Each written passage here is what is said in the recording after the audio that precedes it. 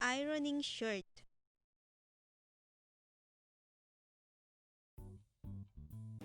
Turn the shirt inside out. Flatten the collar on the ironing board.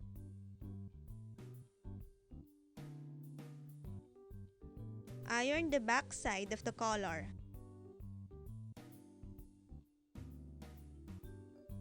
Turn the shirt over and iron the front side of the collar. Lay the sleeve on the ironing board and stretch the fabric. Iron around the sleeve.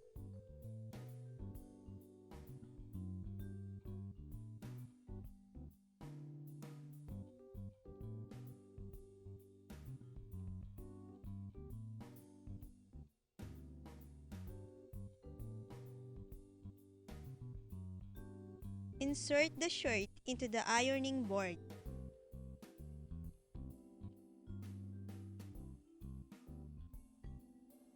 Iron the shirt from top to bottom.